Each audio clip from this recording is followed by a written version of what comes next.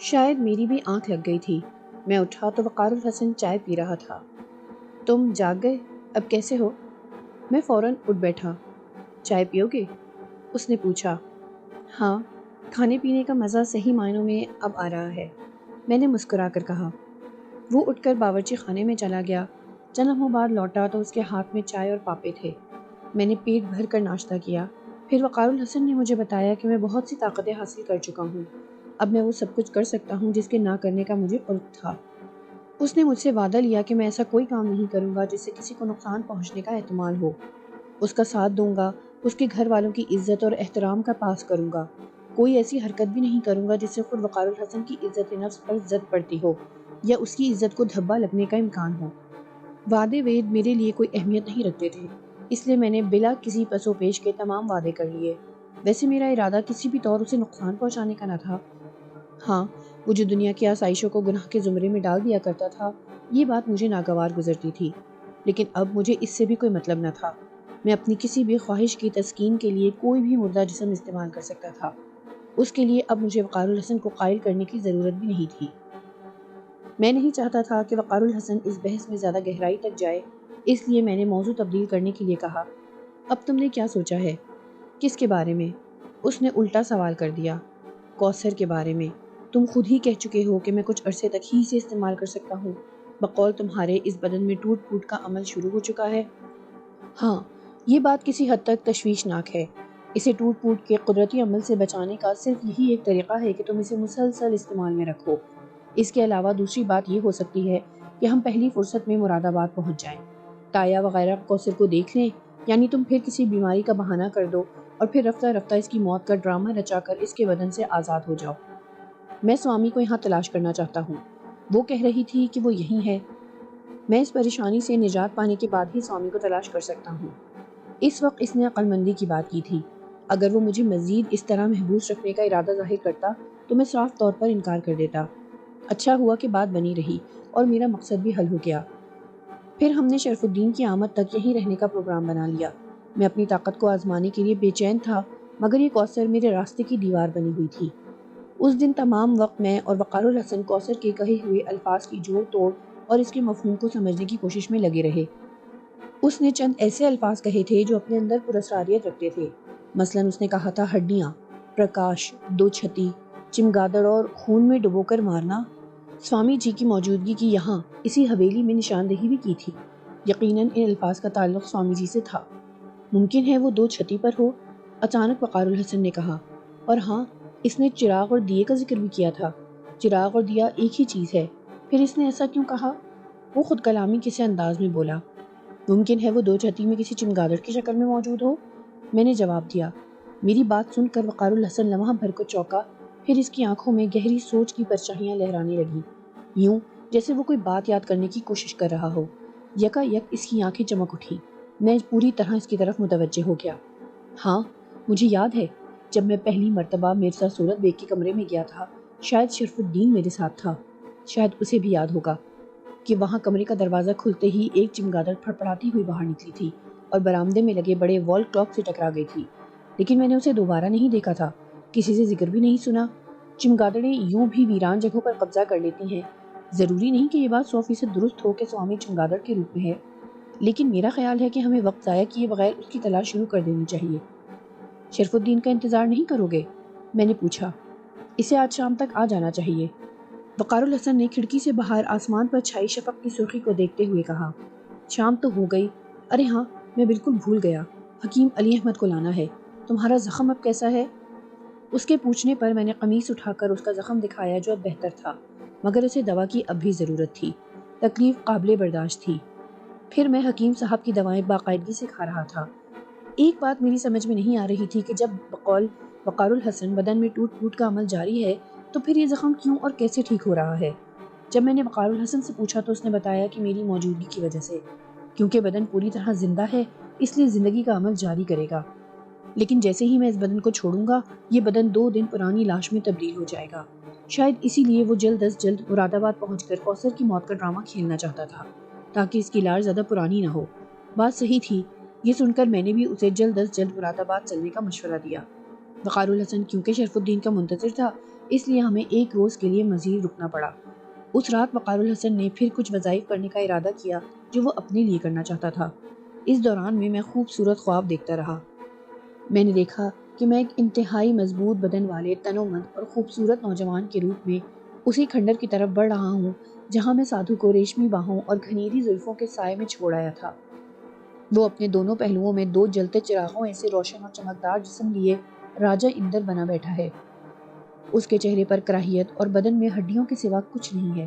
اس کے دونوں جانب بیٹھی خوبصورت لڑکیاں میرے سنہرے بدن کو رشک بھری نگاہوں سے دیکھ رہی ہیں۔ وہ سادھو سے خود کو چھڑانے کی جدوجہد کر رہی ہیں۔ وہ زندہ کھوپڑیاں اس کے قریب ہی رینگ رہی ہیں۔ تبھی میں ایک وزنی پتھر سے سادھو کا سر کچل دیتا ہوں۔ اس کا جسم خون میں نہا جاتا ہے۔ کھوپڑیاں اس پر چمٹ جاتی ہیں، اس کا لہو چاٹنے لگتی ہیں اور میں ان دونوں کے حسن بے پناہ میں کھو جاتا ہوں۔ میرے اندر لذتوں کا آبشار پرشور انداز میں بہنے لگتا ہے اور پھر مجھے کچھ ہوش نہیں رہتا۔ میرا پورا وجود شہد آگی ہو جاتا ہے۔ میں ہواؤں میں اڑتا ہوا، بادلوں کو چھوتا ہوا جانے کہاں سے کہاں پہنچ گیا۔ یہ میری خواہشات تھیں جو خواب بن کے آنکھوں میں بس کر رہ گئی تھیں۔ میں اگلی صبح تک ان خوابوں میں گم رہا اور وقار الحسن شاید تمام رات وظائف کرتا رہا۔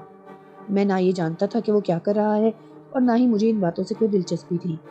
میں تو جلد از جلد اس بدن سے چھٹکارا چاہتا تھا۔ 100% امید تھی کہ شرف الدین سویرے آ جائے گا۔ رات میں اور وقار الحسن باتوں میں بھول گئے کہ حکیم علی احمد کو زخم دکھانا تھا۔ دوسرے دن وقار الحسن سویرے ہی حکیم صاحب کو لے آیا۔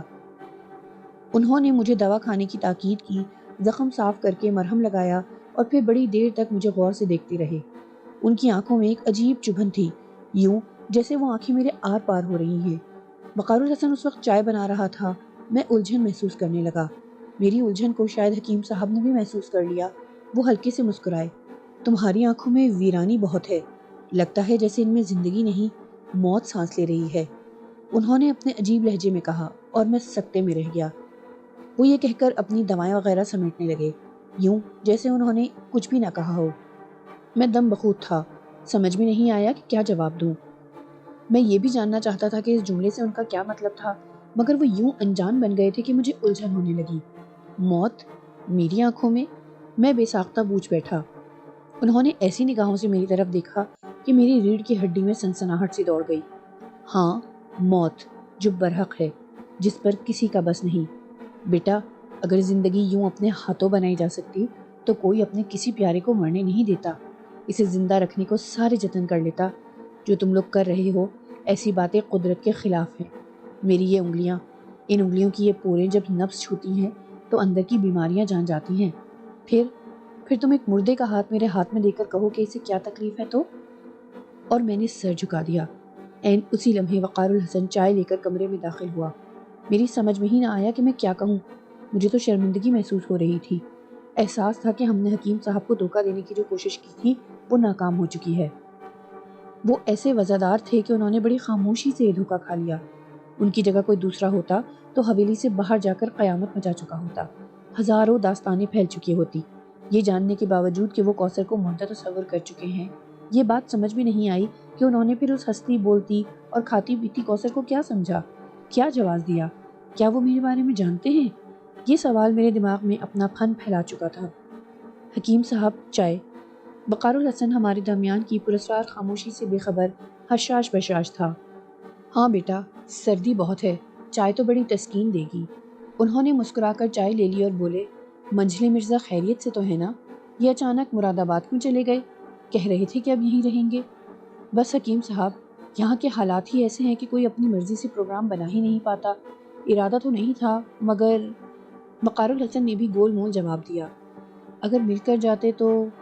وہ کچھ کہتے کہتے رک گئے، پھر انہوں نے بڑی تیزی سے چائے پی لی۔ میں بے حس و حرکت لیٹا رہا۔ وہ جانے کے لیے کھڑے ہو گئے تو ذرا جھجک کر بولے، جتنی جلدی ہو سکے اسے مراد آباد لے جاؤ۔ انہوں نے وقار الحسن سے کہا، میں اسے زیادہ دیر تک دوائی نہیں دے سکتا بیٹا، قدرت کے آگے کسی کا بس نہیں ہے۔ اس نے حیات اور موت کے درمیان جو فرق اور فاصلہ رکھا ہے اسے انسان پاٹ نہیں سکتا۔ کوثر کا خیال غلط تھا کہ کسی مردہ بدن کو زیادہ عرصے تک زندہ رکھا جا سکتا ہے۔ اور ہاں، وہ لمحہ بھر کو خاموش ہوئے۔ وقار الحسن منہ پھاڑے انہیں تک رہا تھا۔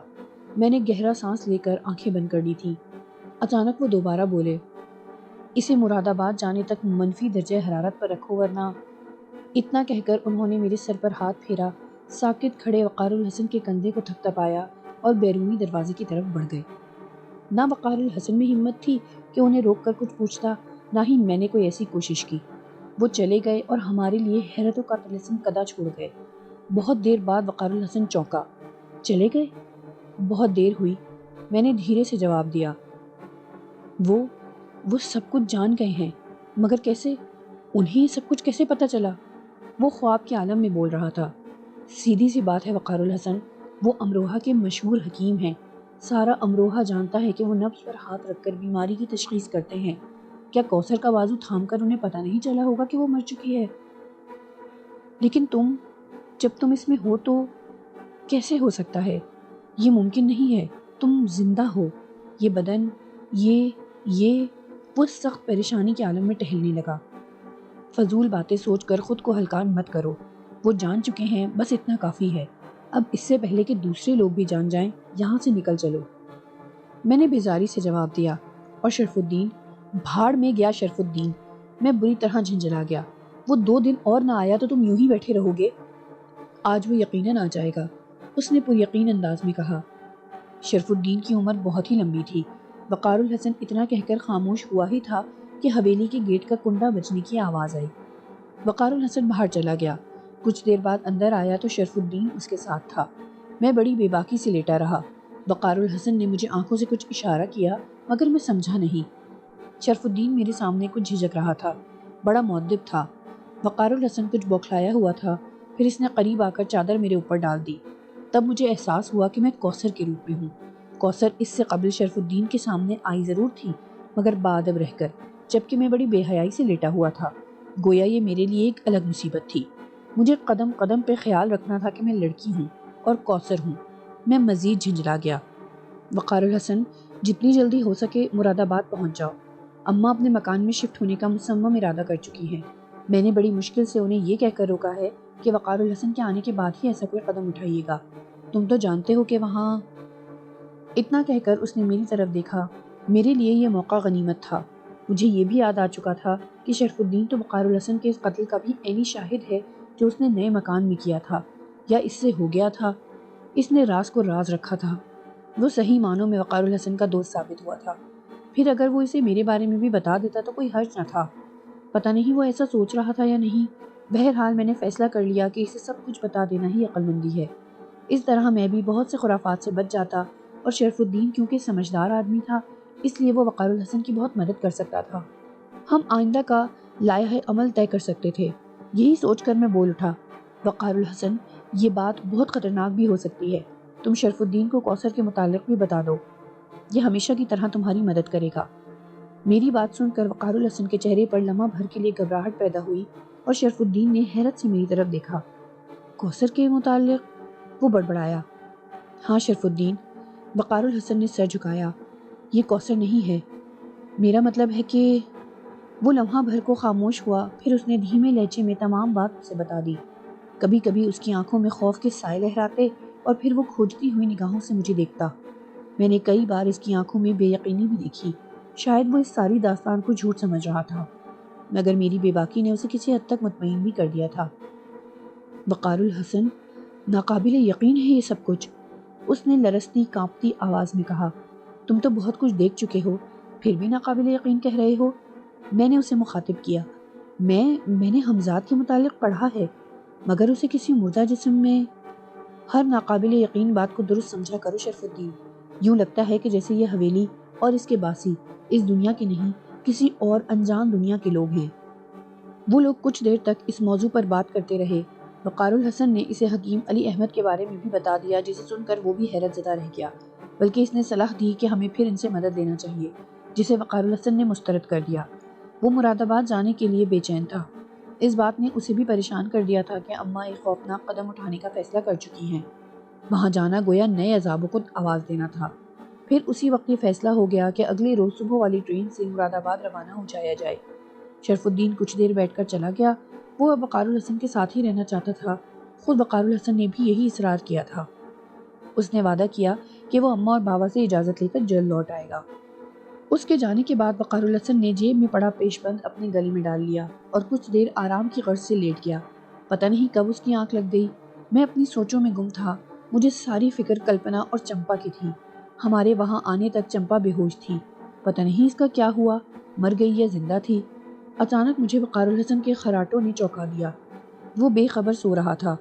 اس لمحے مجھے خیال آیا کہ میں اس منحوس بدن سے باہر آ کر دیکھوں، کچھ کھلی فضا میں سانس لوں، ان دیواروں سے پار گزر کر دیکھوں۔ میں نے فوراً ہی بدن چھوڑ دیا۔ کمرے کا دروازہ کھلا ہوا تھا، مگر میں اس دیوار کی طرف بڑھا جس کے دوسری طرف وقار الحسن کا کمرہ تھا۔ یہ دیکھ کر میری خوشی کی انتہا نہ رہی کہ دیوار میرے لیے رکاوٹ نہیں بنی۔ میں ہوا کے جھونکے کی طرح اس دیوار کو عبور کر گیا۔ اب میں وقار الحسن کے کمرے میں تھا۔ یہ کمرہ کافی دنوں سے بند تھا۔ اسی کمرے میں گنگوا قتل ہوا تھا۔ اسی کمرے کے ایک بکس کے اندر سوامی جی اور مرزا صورت بیگ کی فریم شدہ تصویر رکھی تھی۔ میں جانتا تھا کہ وہ کس بکس میں ہے۔ میں دھیرے دھیرے آگے بڑھا۔ میں نے اس میں پڑے قفل کو کھینچا تو وہ موم کی طرح میرے ہاتھ میں آ گیا۔ میں نے بکس کھولا اور پھر مجھے اچھل کر ہٹنا پڑا۔ بکس کے اندر آگ جل رہی تھی۔ ایک شعلہ سا تھا جو میری طرف لپکا تھا۔ غیر ارادی اور اضطراری انداز میں پیچھے ہٹ گیا تھا، مگر پھر میں نے اپنا ہاتھ بکس میں ڈال دیا۔ اوپر ہی وہ فریم شدہ تصویر تھی۔ میں نے اسے اٹھا لیا۔ اسے اٹھاتے ہی جیسے میرے چاروں طرف دھماکے ہونے لگے۔ تصویر میرے ہاتھ سے گر گئی۔ پوری حویلی میں گاڑھا دھواں بڑھنے لگا۔ میں پل بھر لگائے بغیر اماں کے کمرے میں پہنچ گیا۔ وقار الحسن حواس باختہ سا ناچ رہا تھا۔ اس کمرے میں دھواں بہت زیادہ تھا۔ میں فوراً ہی کوثر کے بدن میں داخل ہو گیا اور وقار الحسن کو آوازیں دینے لگا۔ میں شکر ادا کر رہا تھا کہ وقار الحسن نے مجھے کوثر کے بدن سے باہر نہیں دیکھا، ورنہ وہ میری جان کھا جاتا۔ کیا ہو رہا ہے؟ وہ چیخا۔ پتہ نہیں، تم بیٹھ جاؤ، ابھی نہیں نکلنا، میں نے چیخ کر کہا، کیونکہ اتنے دھماکوں میں ہمیں ایک دوسرے کی آواز سننے میں دشواری ہو رہی تھی۔ وہ میرے قریب ہی بیٹھ گیا۔ کچھ ہی دیر بعد دھواں چھٹ گیا۔ گہری خاموشی طاری ہو گئی۔ ہم دونوں دم سادے بیٹھے تھے کہ اچانک میری طبیعت مقدر ہو گئی۔ اسی وقت وقار الحسن بھی گھبرا کر میرے قریب سے اٹھ گیا۔ وہ حیرت سے میری طرف دیکھ رہا تھا۔ تبھی میں نے خود میں سے تعفن سا اٹھتا محسوس کیا۔ دوسرے ہی لمحے وقار الحسن نے بھی اپنی ناند دبا لی۔ یہ بدبو! اور احساس ہوتے ہی میں سکتے میں رہ گیا۔ میں نے کوثر کا بدن چھوڑ کر بہت بڑی غلطی کی تھی۔ یہ تعفن اسی کے بدن سے اٹھ رہا تھا۔ میرا دم گھٹنے لگا۔ اگر وقار الحسن کو یہ پتہ چل جاتا کہ میں اس بدن کو چھوڑ کر گیا تھا تو وہ میرا دماغ کھا جاتا۔ بہرحال موجودہ صورتحال نے دونوں ہی کو بوکھلا دیا۔ میں نے اسے کہا کہ وہ فوراً مراد آباد چل پڑے۔ مسئلہ گاڑی کا تھا۔ اتنی بدبو میں نہ تو ٹرین میں سفر کیا جا سکتا تھا اور نہ ہی بس میں۔ وقار الحسن فوراً ہی کھڑا ہو گیا۔ اس نے مجھے تاکید کی کہ میں گھبرا کر بدن نہ چھوڑوں، ورنہ وہاں پہنچنا مشکل ہو جائے گا۔ یہ کہہ کر وہ شرف الدین کو بلانے چلا گیا۔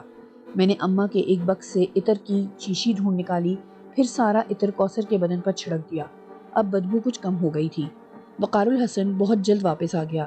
اس کے ساتھ شرف الدین بھی تھا۔ یہ سن کر مجھے خوشی ہوئی کہ شرف الدین دوست کی گاڑی لے آیا تھا۔ یہ فیٹ موٹر تھی، اس قابل تھی کہ کسی نہ کسی طرح ہمیں مراد آباد پہنچا دیتی۔ ہم لمحہ بھر کی دیر کیے بغیر مراد آباد روانہ ہو گئے۔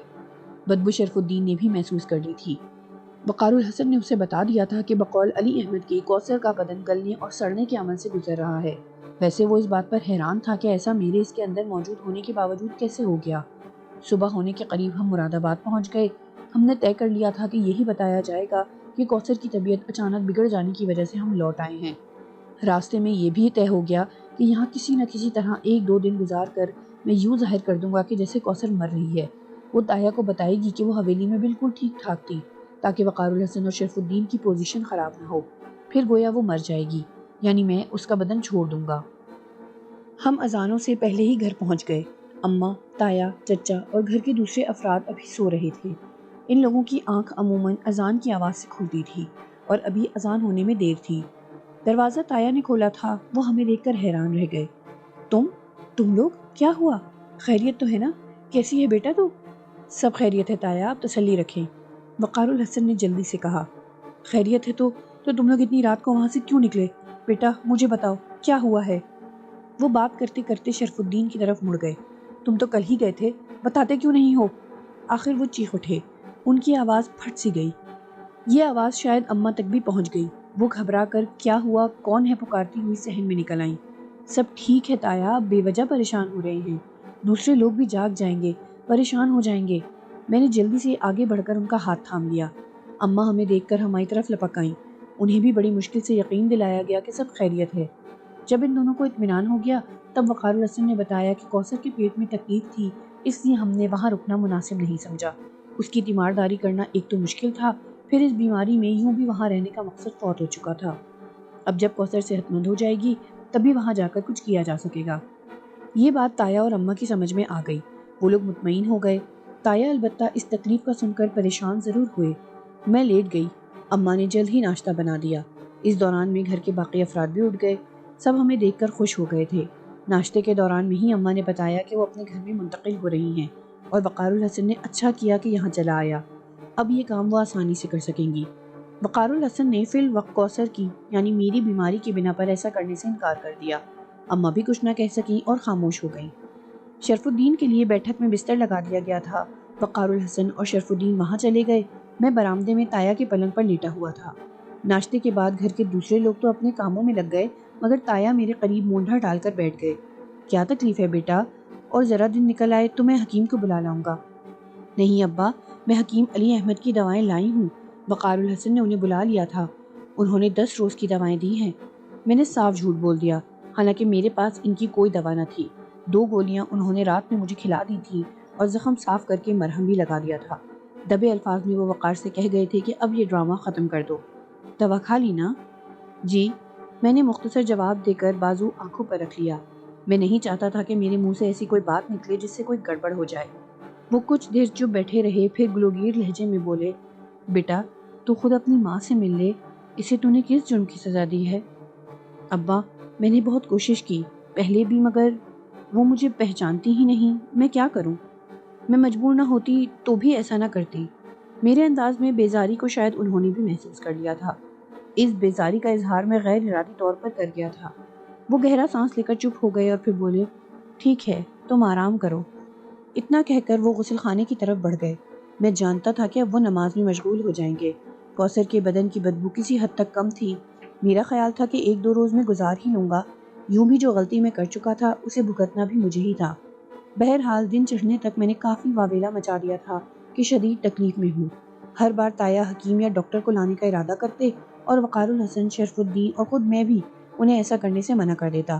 ویسے وقار الحسن کافی گھبرایا ہوا تھا۔ میرے پیٹ کا زخم ابھی بھرا نہیں تھا بلکہ مزید خراب ہو گیا تھا۔ زیادہ بدبو وہیں سے آ رہی تھی۔ اسے ڈر تھا کہ اگر حکیم یا ڈاکٹر کو لایا گیا تو بات کچھ سے کچھ بن سکتی ہے۔ یہ بھی ڈر تھا کہ میرے جسم چھوڑنے کے بعد بھی، یعنی کوثر کے مرنے کے بعد بھی، تایا یوں کیسے مانیں گی کہ کوثر مر گئی؟ مگر انہیں بہرحال بات گھر کے اندر ہی رکھنا تھی۔ وہ دن جیسے تیسے گزر گیا۔ تایا اور اماں وغیرہ نے وہ رات جاگ کر گزاری۔ میرے بدن سے اٹھتے ہوئے بدبو کے بھبکے اماں اور تایا کو بھی حیران کر گئے تھے۔ اماں نے تو دادی کی موت کا واقعہ بھی سب کو یاد دلا دیا تھا اور پیش گوئی کر دی تھی کہ کوثر کی اس حالت کے پیچھے شکنتلا کا انتقام کار فرما ہے۔ تایا بھی دم بخود تھے، گھر کے سبھی افراد سہمے ہوئے تھے، صرف تائی تھیں جو سب سے دور حشاش بشاش گھوم رہی تھیں۔ اگلے روز تایا بھی بھر گئے کہ وہ مراد آباد کے سب سے قابل ڈاکٹر کو لینے جا رہے ہیں۔ ان کی بات سن کر وقار الحسن، شرف الدین اور میں حواس باختہ ہو گئے۔ ہم نہیں چاہتے تھے کہ ہمارا راز کھلے، اس حالت میں مجھے وقت سے پہلے ہی مرنا پڑا۔ عین اس وقت جب تایا سب سے لڑ کر باہر جانے ہی والے تھے کہ میں نے کوثر کا بدن چھوڑ دیا۔ وقار الحسن نے مجھے باہر نکلتے دیکھ لیا اور تایا کو آواز دی، تایا، کوثر ختم ہو گئی۔ یہ جملہ گویا بم کا دھماکہ بن کر پھٹا تھا۔ گھر کے سارے افراد کوثر کی لاش کی طرف جھپٹے اور پھر چند ہی لمحوں بعد وہ سب کائی کی طرح چھٹ گئے۔ بدبو کے بھبکے اتنے شدید تھے کہ لگتا تھا جیسے پورا گھر ان بھبکوں سے بھر گیا ہو۔ ہر شخص نے غیر ارادی طور پر ناک بند کر لی۔ ہر ایک کی نگاہ میں دادی کی موت کا منظر گھوم گیا۔ ایک کوہرام اٹھا مگر پھر سناٹا چھا گیا۔ موت ایسی خوفناک تھی کہ اس کا چرچا بھی نقصان دہ ہو سکتا تھا۔ تایا تو لگتا تھا جیسے اب جی ہی نہیں سکیں گے۔ چچی دانتوں میں انگلی دبائے جہانی آپا سے سرگوشی کر رہی تھی۔ جیسا کیا تھا اس نے ماں باپ کے ساتھ، دیکھ لو کیا حشر ہوا ہے۔ جہانی آپا اور شنو آپا کے چہرے سفید ہو رہے تھے۔ چچا دم بخود تھے اور اماں وہ واحد ہستی تھی جو نسبتاً نارمل تھی اور سب کو سنبھالے ہوئے تھی، وہی سب انتظامات کر رہی تھی۔ میں وقار الحسن کے اندر پڑا گویا ہانپ رہا تھا۔ کوثر کے بدن کو چھوڑ کر مجھے احساس ہوا کہ میں کتنی غلط جگہ تھا۔ تایا صدمے سے بے حال تھے اور جب اماں نے اطلاع دی کہ اسے غسل کرانا ممکن نہیں ہے تو جہاں تایا ادھمرے ہو گئے وہاں وقار الحسن اور شرف الدین نے اطمینان کا سانس لیا، اس لیے کہ غسل کرایا جاتا تو پیٹ کا سڑا ہوا زخم داستان کھول سکتا تھا۔ بات گھر سے باہر پھیل سکتی تھی۔ وقار الحسن نے اس دوران میں اماں کو بلا کر ہدایت کر دی کہ آپ ہی اسے کفن دے دیں، یوں بھی اس سڑانٹ میں نہ کسی کو بلایا جا سکتا ہے اور نہ غسل و کفن کا انتظام کسی کو سونپا جا سکتا ہے۔ خاندان کے جتنے لوگ مراد آباد میں تھے سب کو اطلاع کرا دی گئی تھی۔ عطر کی کتنی ہی شیشیاں اماں نے کچے صحن میں چھڑک دی تھی، پھر اگربتیوں اور لوبان کا دھواں اور خوشبو اتنی تھی کہ بات کچھ حد تک نبھی رہی۔ حساس قوت شامہ والے کچھ لوگوں نے محسوس بھی کیا تو کہہ نہ سکے۔ لاش زیادہ دیر نہ رکھی جا سکی اور جلد ہی دفن کے لیے روانہ کر دی گئی۔ جن حالات میں اور جس طرح کوثر کی موت واقع ہوئی تھی اس سے کوہرام کم اٹھا اور خوف زیادہ پھیل رہا تھا، اس لیے حلق پھاڑ کر یا سینہ کوٹ کر کسی سے رویا نہ گیا۔ یوں بھی تائی کے سوا کون تھا جو پچھاڑے کھاتا اور سینہ کوٹتا، اور وہ تو یوں گھوم رہی تھیں جیسے کچھ ہوا ہی نہ ہو۔ آنے والے کوثر کی موت پر کم اور ان کی حالت اور بے خبری پر زیادہ افسردہ تھے۔ اس کے گھر سے بھاگ جانے والی حرکت نے یوں بھی اس کی محبت میں کمی کر دی تھی۔ کچھ لوگ تو بڑے مطمئن تھے کہ ایسی اولاد کا مر جانا ہی بہتر تھا جو ماں باپ کو اتنے دکھ دے گئی ہو۔ مراد آباد والوں کو تو اس کی واپسی کی خبر بھی نہ تھی، اسی لیے کچھ لوگوں کو تو وقار الحسن کے کہنے پر اطلاع ہی نہ دی گئی کہ اس طرح پوری کہانی سنانا پڑتی کہ کیسے واپس آئی اور پھر کیوں مر گئی۔ وہ دن عجیب دھواں دھواں سا گزرا۔ گھر والے دم بخود تھے۔ تایا ایک ہی دن میں اتنے بوڑھے لگ رہے تھے جیسے اب ختم ہی ہونے والے ہوں۔ وقار الحسن، شرف الدین، اماں اور چچا سبھی ان کی دلجوئی میں لگے رہے تھے۔ میں تو گویا لمبی تان کر پڑا تھا اور سارا تماشا دیکھ رہا تھا۔ میرے لیے اب کرنے کو کچھ نہ تھا۔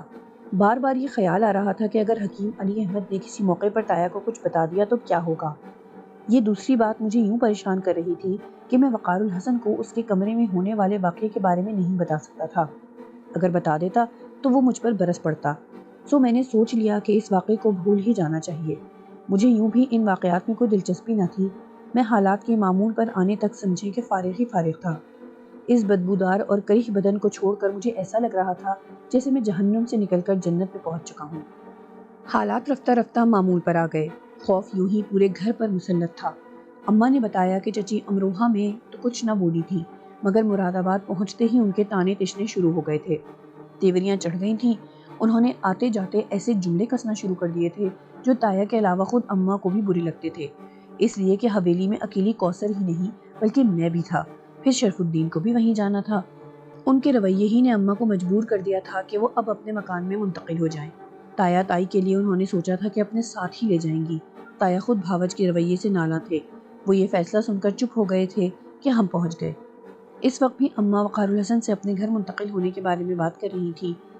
آخر وہ خریدا کیوں گیا تھا؟ کیا اس لیے کہ ہر وقت بند پڑا رہے؟ اماں، پے در پے آنے والی پریشانیوں نے اتنی مہلت کب دی تھی کہ منتقلی کا سوچا جا سکے؟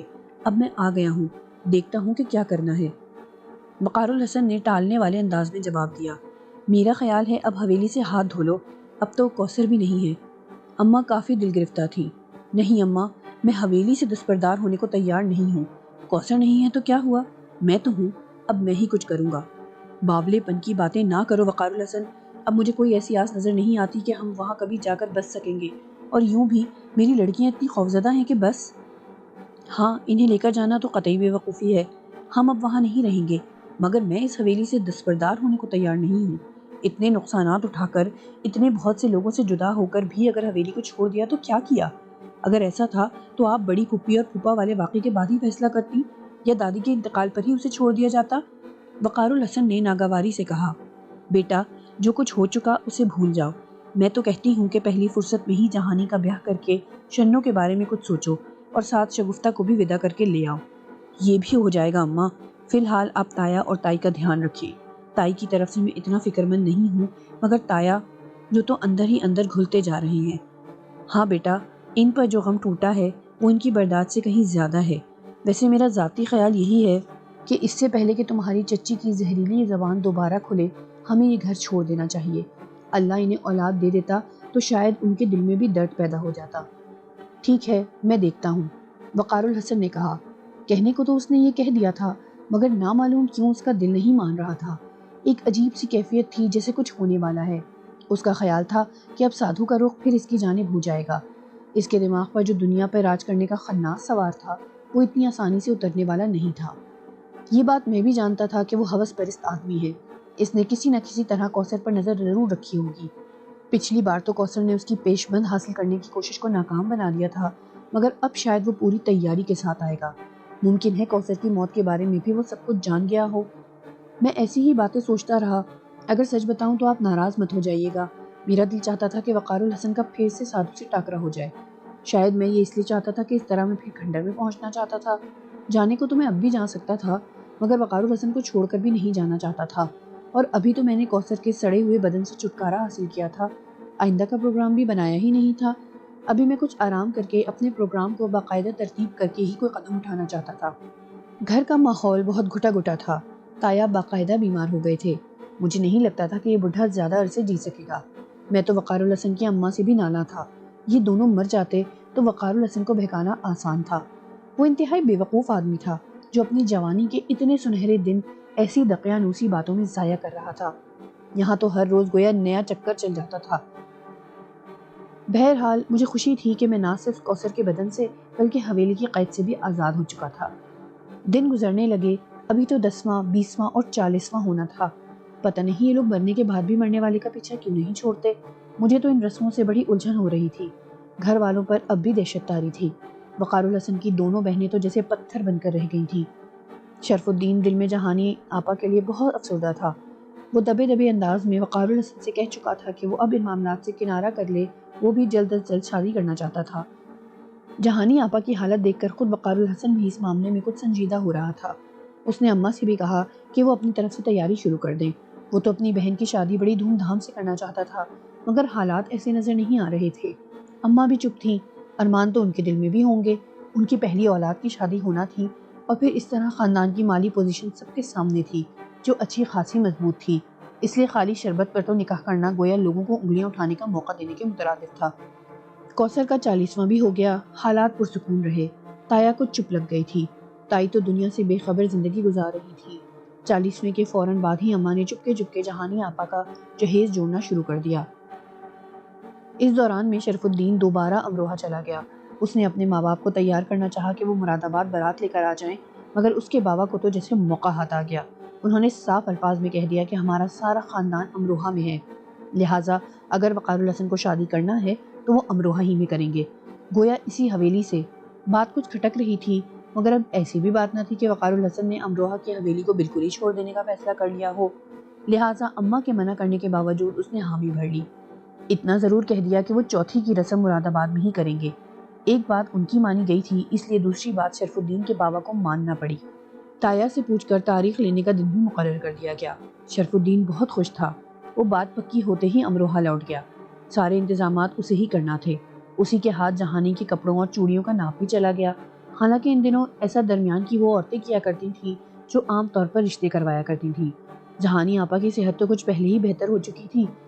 کچھ اس خوشی نے، اس خوفناک ماحول سے چھٹکارے کے احساس نے اس کے چہرے پر رنگ اور چمک پیدا کر دی تھی۔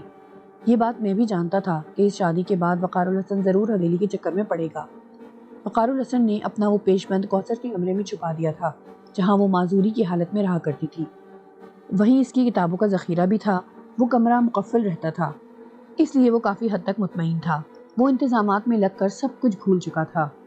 ہوتے ہوتے طے شدہ تاریخ بھی قریب آ گئی۔ شادی سے 4 روز قبل ان سب کو امروہہ کے لیے روانہ ہونا تھا۔ جہانی کے جہیز کا سامان بڑا شاندار تھا۔ مراد آباد میں تو جس نے بھی دیکھا اس کی آنکھیں پھٹی کی پھٹی رہ گئیں۔ وقار الحسن سارا سامان غلام رسول اور چاچا کے ساتھ امروہہ بھجوا چکا تھا۔ زیور ابھی سنار نے نہیں دیا تھا۔ اماں بہت پریشان تھی۔ کئی بار سنار کو کہلوا چکی تھی کہ انہیں امروہہ کے لیے روانہ ہونا ہے، جلدی کر دے، مگر رات ڈھلے سنار گھر آ کر اور ہاتھ جوڑ کر کہہ گیا کہ کاریگروں نے وقت پر دھوکہ دے دیا، ابھی تیار نہیں ہوئے، وہ چاہیں تو امروہہ چلی جائیں، زیور وہ خود پہنچا دے گا۔ مگر اماں مطمئن نہ ہوئی۔ آپ چلی جائیں اماں، میں ٹرین کے 4 ڈبے بک کروا چکا ہوں، خاندان کے سبھی لوگ تیار ہیں، میں کل خود زیور لے کر پہنچ جاؤں گا۔ اماں وقار الحسن کے رکنے کا سن کر کافی بولائی ہوئی تھی، مگر چچی اور تایا کے سمجھانے پر مان گئی۔ اگلے روز اذانوں کے وقت سے سفر کی تیاری شروع ہو گئی۔ خاندان کے دوسرے لوگ بھی یہیں جمع ہو گئے تھے۔ تانگے آ گئے اور سب لوگ اسٹیشن پر روانہ ہو گئے۔ وقار الحسن نے بڑی ذمہ داری سے سب کو ٹرین پر سوار کرانے کے بعد سارا سامان بھی اپنی نگرانی میں چڑھایا اور اماں سے جلد آنے کا اور تمام معاملات کو اچھی طرح سنبھالنے کا کہہ کر اس وقت لوٹ آیا جب ٹرین نے مراد آباد کا اسٹیشن چھوڑ دیا۔ اب وقار الحسن اکیلا تھا، میں اس کے اندر تھا۔ اتنے روز تک میں نے اسے قطعی پریشان نہ کیا تھا، بلکہ اپنے ہونے کا احساس بھی نہ دلایا تھا۔ وہ بہت تھکا تھکا واپس آیا تھا، تھکن نے برا حال کر رکھا تھا۔ اگلے روز اسے بھی امروہہ روانہ ہونا تھا۔ وہاں کام بہت تھا، اس لیے موقع غنیمت جان کر وہ سو گیا۔ میں بھی سو گیا۔ ہماری آنکھ دروازے کے دھڑدھڑانے سے کھلی۔ کوئی دروازہ پیٹ رہا تھا۔ آنکھ کھلنے پر احساس ہوا کہ ہم سارا دن پڑے سوتے رہے ہیں۔ چاروں طرف اندھیرا پھیلا ہوا تھا۔ وقار الحسن ہڑبڑا کر اٹھا۔ کون ہے؟ اس نے آواز دے کر پوچھا۔ باہر سے ایک اجنبی آواز آئی۔ وقار الحسن نے آگے بڑھ کر دروازہ کھولا اور پولیس کی اچھی خاصی نفری کو دروازے پر دیکھ کر حیران رہ گیا۔ جی فرمائیے۔ یہی ہے جی وہ۔ اچانک پولیس کے ایک افسر کے پیچھے چھپا ہوا شخص سامنے آ گیا۔ اسے دیکھ کر وقار الحسن کے چہرے پر ہوائیاں اڑنے لگیں۔ میں بھونچکا رہ گیا۔ پھر جو کچھ اس پولیس افسر نے کہا اسے سن کر تو لگا جیسے وقار الحسن کا ہارٹ فیل ہو جائے گا۔ وہ چکرایا اور اس سے پہلے کہ زمین پر گرتا، پولیس والے نے اس کے دونوں ہاتھ پکڑ لیے۔ یو آر انڈر اریسٹ، یہ کہتے ہوئے اس نے وقار الحسن کے دونوں ہاتھوں میں ہتھکڑی ڈال دی۔ آپ کو رحیموں کے قتل کے الزام میں گرفتار کیا جاتا ہے۔